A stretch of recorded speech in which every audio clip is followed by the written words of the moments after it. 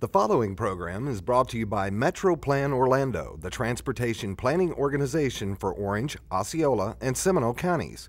As such, Metro Plan Orlando provides the forum for local elected officials and transportation experts to work together towards improving mobility for Central Florida.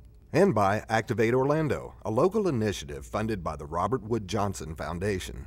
This program creates innovative approaches to increase physical activity in downtown Orlando through design, public policies, and communication strategies to promote at least 30 minutes of activity each day. Do you have an active lifestyle? For more information, visit www.activelivingbydesign.org.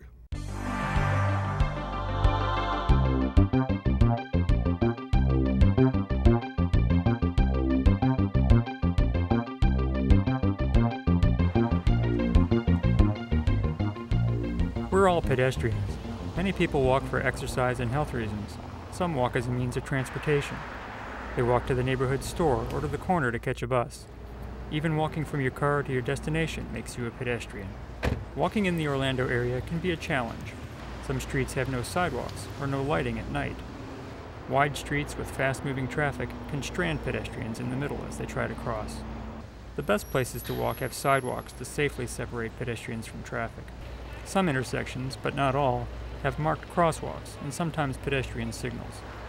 But whether accommodations are good or bad, both pedestrians and motorists must understand and obey the rules to keep pedestrians safe. Hello, I'm Mike Wilson, Bicycle and Pedestrian Coordinator for Metro Plan Orlando. Whether people walk for exercise or out of necessity, at some point the pedestrian and the motorist will cross paths. This program is designed to help both understand the laws and common sense behaviors necessary to safely navigate our streets and walkways. We begin our study of pedestrian safety with those who travel our streets and roadways with a potentially lethal weapon made out of a ton or two of sheet metal and steel. Whenever you drive your car, you should expect to see pedestrians. Often they seem to come out of nowhere. Often they are in plain view, but precariously trying to cross the street in hazardous conditions.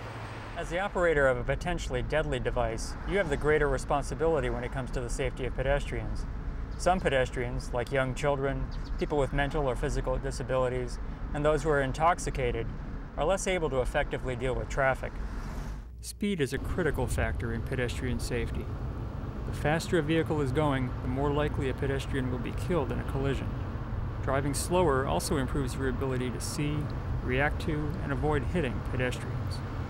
When you drive at high speeds, you tend to focus your attention further down the road, to distances at which pedestrians might not even be visible. Try to get in the habit of scanning closer in. Pay special attention when you are traveling roads served by transit or school buses. Bus users will often cross close to where they get on or off the bus. Seeing pedestrians at night is very difficult, especially if the road has no lighting. A driver cannot reliably see a pedestrian wearing a white shirt from more than 225 feet on a road without lighting.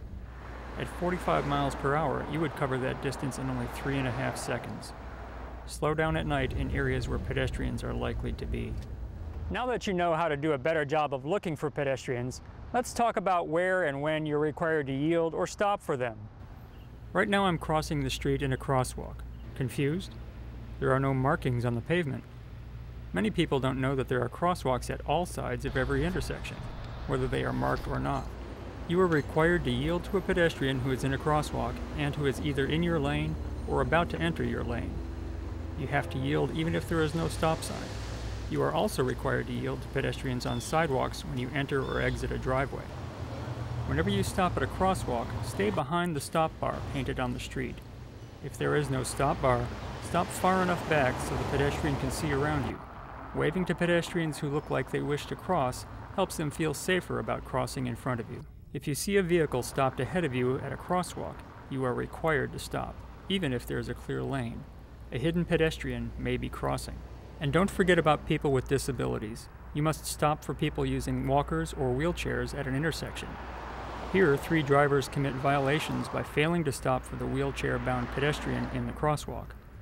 That means anywhere in the crosswalk, not just the lane you are driving in. And you must stop for people with white canes or guide dogs who are crossing or attempting to cross at any location, crosswalk or not. Now that we've covered the driver's responsibilities, it's time to talk about how to be safe as a pedestrian. Let's start with mid-block crossings. When crossing away from intersections and crosswalks, you, the pedestrian, are required to yield to vehicles moving along the road.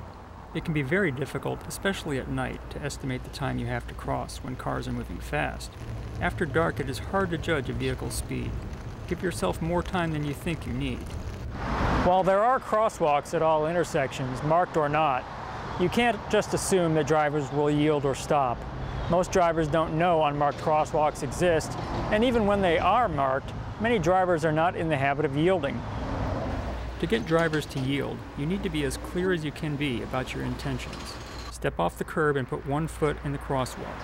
Extend your right arm straight out to show the driver you intend to cross. If the driver does not yield or stop, simply step back and try again.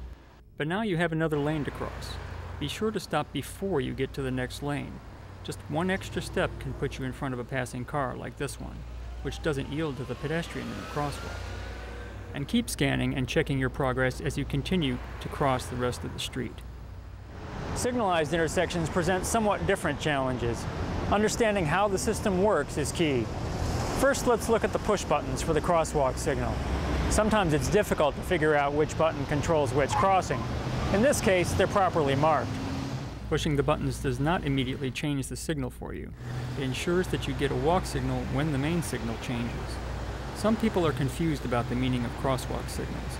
The walk signal means you can enter the crosswalk, but be sure to check for traffic. The flashing "don't walk" means keep walking if you are already in the crosswalk. You still have time to get across the street, but you should not enter the crosswalk if it is flashing. Keep looking in all directions as you cross. Depending on how the intersection and signals are configured, drivers can come from behind and make turns across your path. Walking along a road presents dangers as well. Pedestrians are required to use a sidewalk if one exists. If not, walkers must walk facing traffic if it's practical to do so. Sometimes that's not very practical, such as when the road is very wide and full of high-speed traffic. Making yourself more conspicuous helps too. Wearing brightly colored clothing during the day and retro-reflective material and flashing lights at night can help, but don't count on drivers seeing you even if you do wear such things. Pedestrian safety in an urban area is always a cooperative effort between those who walk and those who drive. Obeying the law and being courteous will go a long way toward improving the safety of pedestrians and making our community a better place to live. This program was brought to you by Metro Plan Orlando, the transportation planning organization for Orange, Osceola, and Seminole counties, and by Activate Orlando, a local initiative funded by the Robert Wood Johnson Foundation. Do you have an active lifestyle?